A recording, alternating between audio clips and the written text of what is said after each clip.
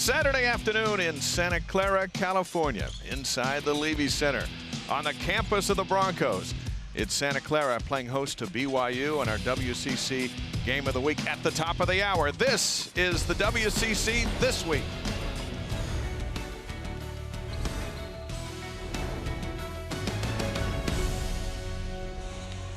We are live in Santa Clara. Welcome inside the Levy Center. BYU and Santa Clara, both teams out getting warmed up, and they'll get after each other in our WCC Game of the Week. Good afternoon, everybody. I'm Dave McCann with Blaine Fowler. BYU has enjoyed this week in the Bay Area. The question is, can they finish on a Saturday? Last week in the WCC Game of the Week, we saw Pacific come into the Marriott Center, stun BYU, and kind of alter the course of their season. Yeah, and these Saturday games have been tough games. You know, we'll talk about that more as we go on. But for all of the teams in the league, you play Thursday night, you come back on Saturday. Can you have the same kind of intensity that you did on Thursday night? And BYU played remarkably well Thursday night. They shot the ball at the best we've seen them shoot it all season long. So does that carry over? You just don't know. Don't know till we throw it up and play. Santa Clara coming off a win Thursday over at USD, and a close one, beat them by 3. But Kerry Keating really likes how his teams come together. Both these teams need 3 good games in Las Vegas 3 weeks from now, so this becomes a very critical afternoon, doesn't it? It is, and for Kerry Keating, this is a really young basketball team. They came out of the chute and lost 7 games. They've been 50-50 since then. Yeah. A team that has 10 freshmen and sophomores on the roster, and so he knows they're young, but they finally understand what they're supposed to do, and he feels like they're playing their best basketball right now. Well, we've crunched the numbers. Let's look at the matchup here. BYU coming in as the #1 scoring team in the league, and Santa Clara will have to score a lot to keep up, won't they? Well, and what they need to do is they need to not get into an up-tempo game with BYU. Here on their home floor, the idea would be to try to control the pace a little bit, to force BYU to run half-court offense, to not get out and run in transition, because Santa Clara would be much more comfortable if this game was in the 60s or 70s and not in the 80s or 90s. So that's got to be the game plan for the Broncos. Keep it down, keep the pace down. And for BYU, hey, whether it's home or on the road, they want to push it. They want to run, they want to get transition buckets, and they want to score in the 80s or 90s. These teams met earlier, back on January 7th in Provo. The Cougars won it 97-61. Chase Fisher had 13. Jared Brownridge was held to 16. And Nick Emery put on a big show. He had 23 points, scoring from all over the floor. Yeah, Emery was 9 of 12 from the field, 5 of 6 from 3. And Santa Clara just couldn't find the 3 shooters the way they need to in this game if they're going to have success. And Kyle Collinsworth distributing the basketball is always a tough matchup for the Broncos. And they need their big guy. They need Brownridge to play well. That assist there at the end gave Collinsworth a triple-double. You mentioned Brownridge was held to 16. Now, how many players do we say, oh, they held the guy to 16? Most guys would be really thrilled with 16, but for this team to have success, he needs to be up around his average, 19, 20 points. He's certainly capable.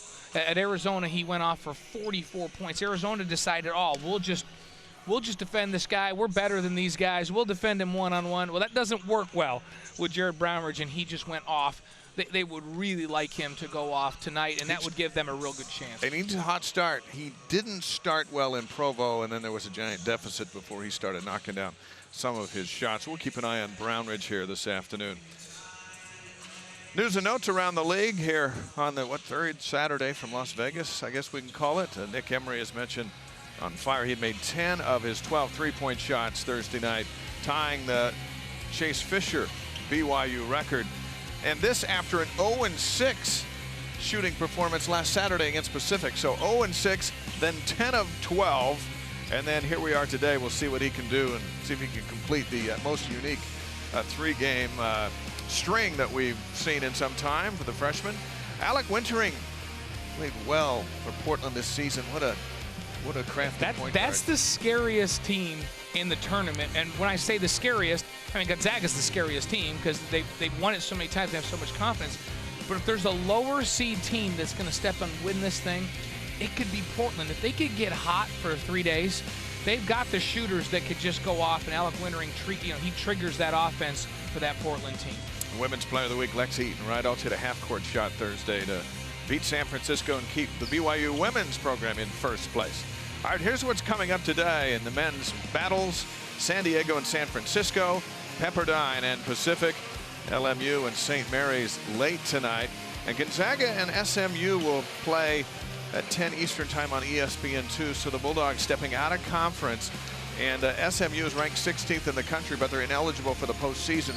This would be a very big win for Gonzaga as they try to make their case for an at-large bid in a season where there could be just one team from the WCC in the big dance. Yeah, that's a really important game. Most brackets right now still have the Zags in. I think those brackets are just assuming they're going to win the conference tournament. And they still have to go to Provo. Right. So this win on the road would really put them in the conversation that win or lose in the tournament, they have a chance to go to the NCAA tournament. Be a very interesting day. So our showdown player versus coach is coming up. Kerry Keating and Jared Brownridge, the outstanding scorer. There they are, ready to go toe-to-toe here in the WCC this week after this.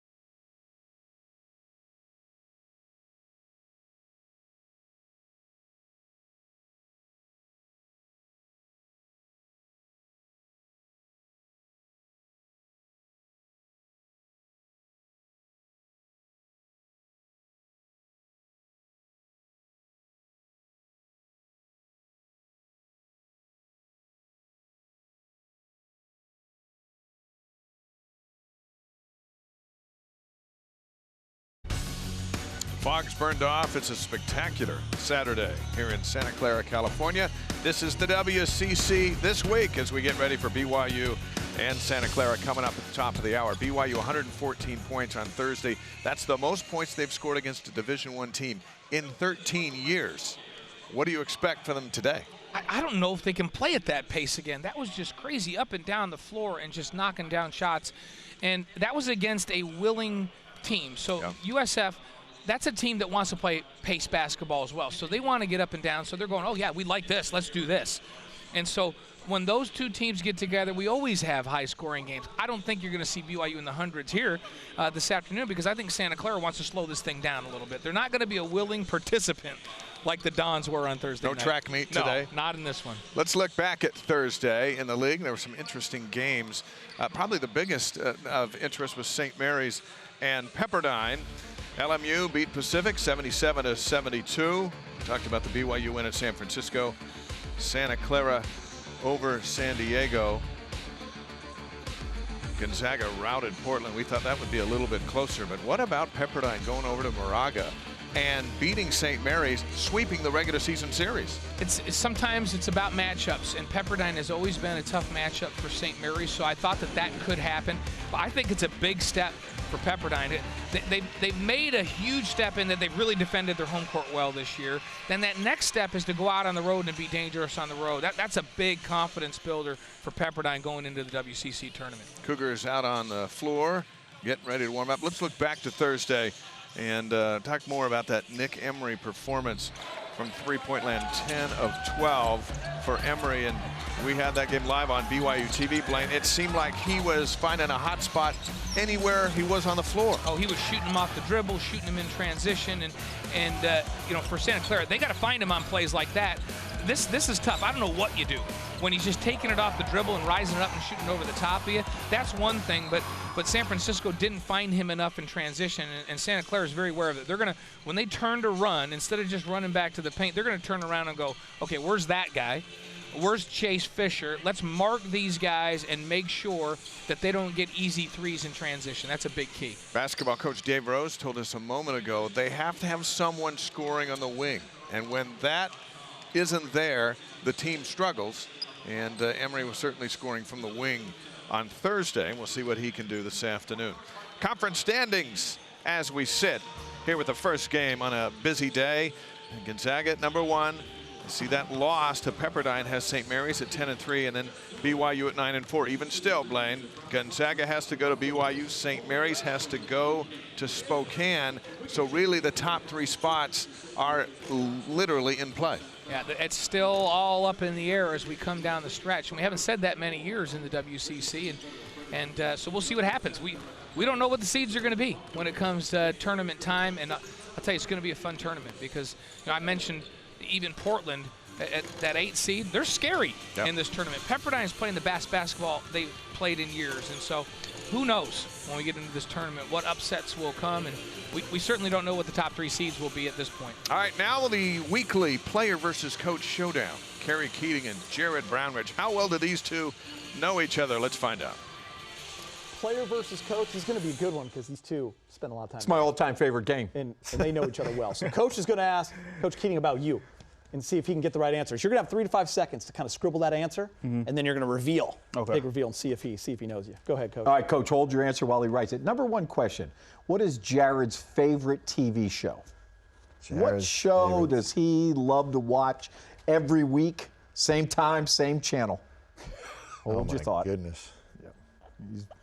This is a generational problem. It's not easy. Could be. Hey, it's about KYP, know your personnel. We're going to see how well you know. that. All right, his answer is written. What do you think his I'm favorite going to TV say shows? NBA, something with the NBA. Like Inside TNT show with Charles. stuff. Remember back in the day, Inside? Inside stuff. That's great. I'm going to maybe say an NBA Tonight, maybe. Okay, let's go. NBA Tonight. Okay, Throw it out there. What is your answer?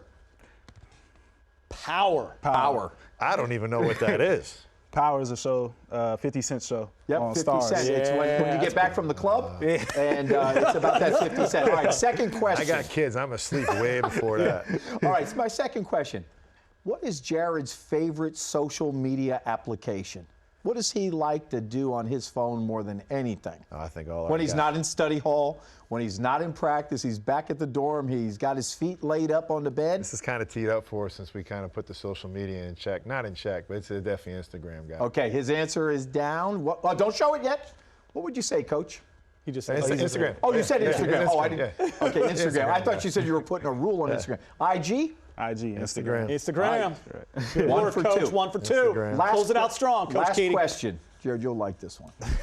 What do you think is Jared's drill that he despises the most? I mean, when it comes out of your mouth and you're reading your practice plan and you say such and such drill, what gives him the chills and the shivers? And I know you think they love all your drills, Coach, but they don't. He's thinking. I'm thinking maybe Grand Prairie. Maybe Grand Prairie. Grand Prairie, let's see Reveal what it. the answer Maybe is. Grand Prairie. 1-on-1, 2-on-2, 5-on-5. So basically, they're all of them. Basically. So the whole He just wants practice. to hoop. Just give me the ball and we play. All right, let's change it over. Give Coach that was the funny. mark of the board and the eraser, and Chris, you've got 3 That is questions for funny. Jared. Jared doesn't like progressions. Here's the eraser. All right, you ready? Okay. Coach's favorite player of all time. We know yours is Kobe. Who's Coach's favorite player of all time? So I'm writing down my answer. He's got to guess it. Jared. I don't even know who my favorite player of all time. You're not going to know this one. Do you want to do a player Favorite you player coached? that he's coached? You want to do a favorite player you've ever coached? Favorite How about player that I've ever coached? Yes, your favorite player you've ever coached. Well, might that's not- tough, putting him on the spot. You Ooh, think, so you don't know I all feel the like I guys from would. back east. Oh, he I feel thinks like you he might know would this know. one. I feel like I might know it. He thinks he may Okay, you know. know what? All right, we're going to take that. You should know this, even though I don't talk about it a lot. But this is kind of a.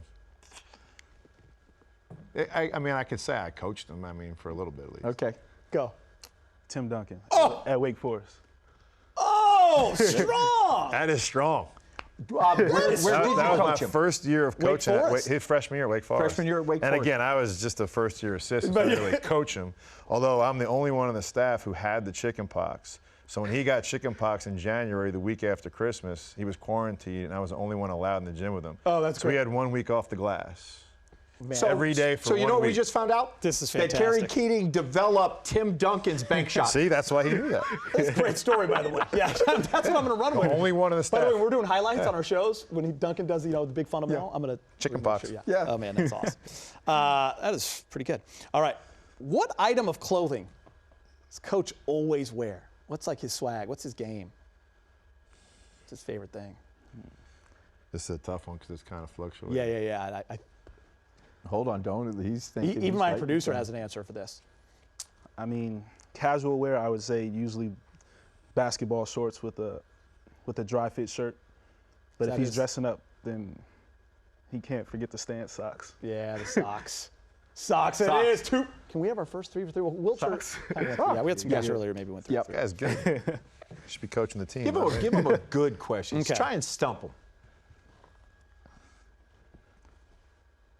No, nobody just kind of talked about that. Yeah. Did I do that one yet? Yep. I did, didn't I? What was Coach's first job ever? Doesn't have to be coaching. A job where he Like got for me, I was paid. busboy at Marie Callender's. Oh, there's no way he's knowing this one. That's going to take a little while right there. Jared, like I was a Graduated to dishwasher a waiter at in a Ponderosa. year That at used to time. be a I was very proud of steakhouse. that. No, I had one right down the street from my house. At the Ponderosa I love that with place. the salad bar? I love that place. They closed it down on us. Yeah, I think they did because I didn't get the dishes clean. All right. I'm interested to see what Kerry too. Key. Where'd you grow up, Coach? New York. New York, tri-state area, New York, New Jersey. This is going to blow you. Miller, you're going to love this one. Okay, what do you think, Jared? At a pizza. That's what I was going to say. Pizzeria. Selling That's what I was thin gonna crust say. pizza. Well, wait, did he make Thin the crust pizza, pizza. or was he a delivery boy? He was the delivery boy. He was a delivery boy. We're all going with that. I never had a car. Hotel buffet ham carver waffle maker. Wow. Hey, Even Rex is laughing I'm back culinary. I am definitely gifted in the culinary arts. here. Nobody would have known it. That is fantastic. there's no Santa way. Clara, Hey, who that's knew? the way to end strong. Had something to do Who with food. knew? I learned so much from you guys. 2 out of 3 ain't bad. Can I get some more ham, That was please? awesome. They were chunky. It was bad. It was bad. Guys. The waffles are tight though. Oh, good luck. Oh, the things you learned. That was unbelievable. Wow. We asked Kerry Keating what it is about Brownridge that makes him such a good scorer. He says he just puts the ball in the basket. That's simple. WCC This Week continues in a moment, live from Santa Clara after this.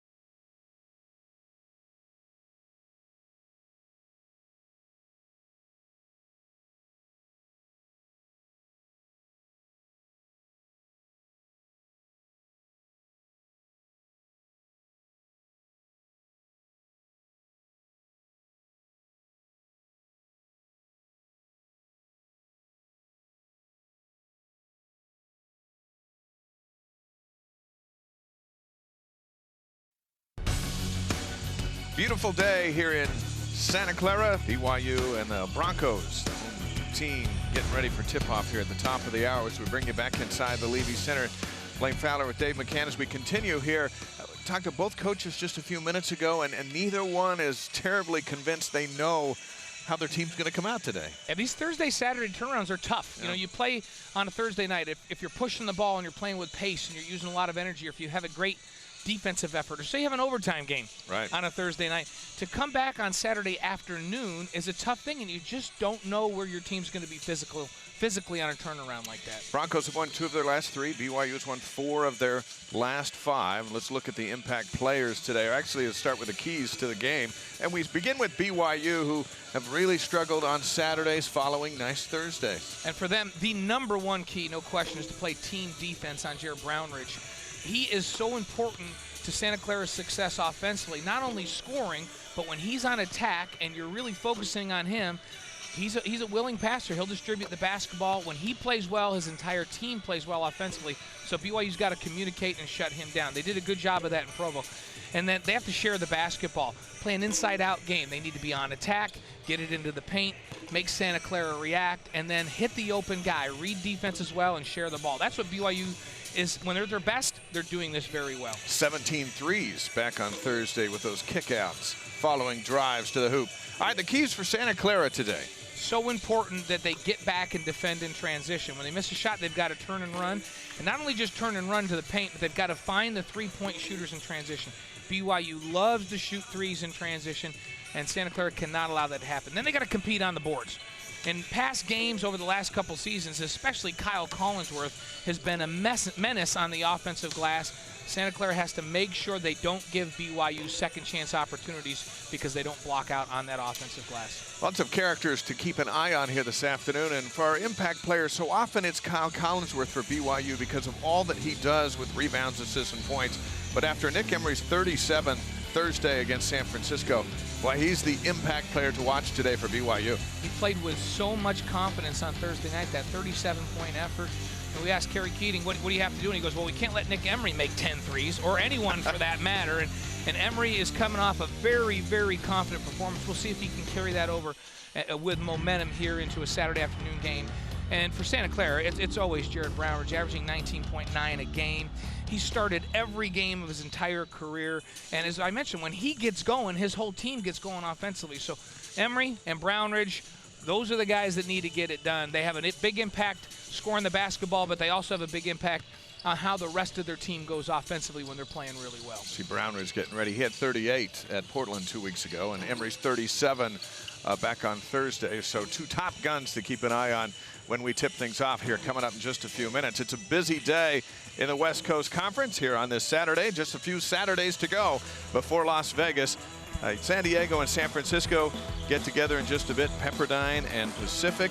Gonzaga is at SMU, so they're out of conference tonight, but that is such a big game for Gonzaga as they try to play their way into the NCAA tournament as a potential at-large bid. And then LMU and St. Mary's. St. Mary's with that surprising defeat back on Thursday, which has kind of mixed up the top of the conference standings. We'll see how St. Mary's reacts to that mentally. It's tough to come back from a loss that you think going into the game should be an easy win for you, and then all eyes will be on Gonzaga. The league needs them to go down. That would be a very good win. SMU is a fine basketball team this year. Non-conference, they got to show that they belong in that top 25, and it's good for the league when Gonzaga wins outside of the league. Next 2 Saturdays, BYU's at home.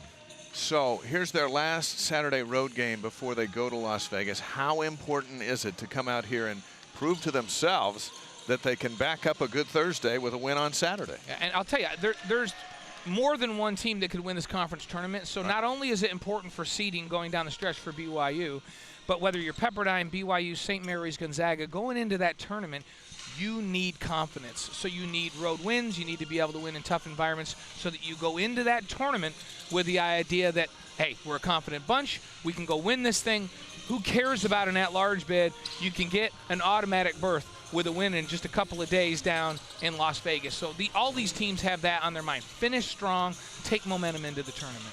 So we'll see if Brownridge comes out and hits his first couple of shots. It could be on for him. He struggled in Provo, scored 16 points, but was held in check in that first half and BYU was able to get out to a big lead and blow them away. So all eyes will be on Brown Ridge, and then for Emery, the heat check. Can he continue at 10 of 12 threes back on Thursday? Where does he pick up? And Kyle Collinsworth. This opponent is made for triple doubles for him. What will he do today? Yeah, triple double the last time out. They have a hard time. Santa Clara has a hard time defending his size and strength. He seems to be able to get everywhere on the floor that he wants to. So big challenge for guys like Nate Cratch. They're going to put big guys on him and try to be physical with him. We'll see if Nate Cratch is up to the task, because Kyle Collinsworth is a load to defend, just a beast. All right, all the talking's done now. It's time to play. BYU and Santa Clara is coming up next as we tip off a very busy Saturday here in the West Coast Conference. Cougars and the Broncos reuniting. BYU has beaten Santa Clara 11 straight times, but the Broncos are 9-9 since that 0-7 start this season. Kerry Keating says, hey, we're healthy, ready to take on BYU. Coming up next.